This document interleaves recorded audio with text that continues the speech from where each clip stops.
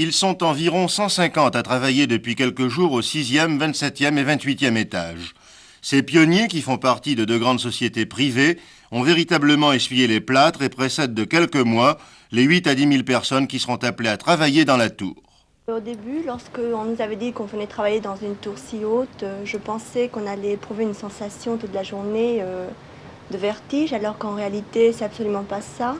Je suis même très contente et très étonnée, puisque c'est très bien de travailler dans un cadre si agréable, puisque toute la journée, on peut contempler le tout Paris.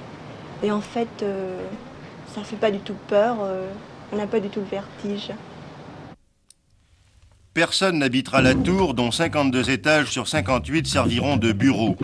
Dans des couloirs qui n'en finissent pas, l'éclairage permanent des néons et le ronronnement de l'aération contribuent à recréer l'univers mécanique de Kafka.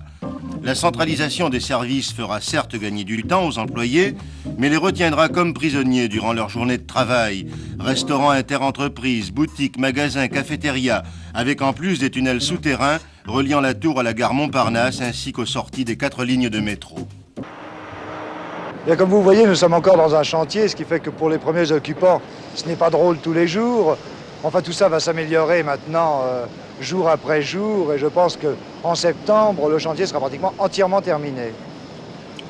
Alors, il y en a certains qui reprochent encore à la tour d'être enfermés à longueur de journée. Je crois que c'est quand même un faux problème. Ils sont comme dans un immeuble ordinaire, c'est-à-dire qu'ils peuvent sortir quand ils veulent. Ils sortent de la tour, ils traversent la rue du départ et ils sont immédiatement dans le vieux Montparnasse.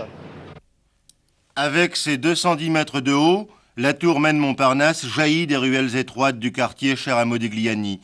Sa construction, qui aura coûté 70 milliards d'anciens francs, continue à faire couler beaucoup d'encre. Admirée par les uns, critiquée par les autres, elle demeure cependant une réalisation inédite non seulement en France, mais en Europe.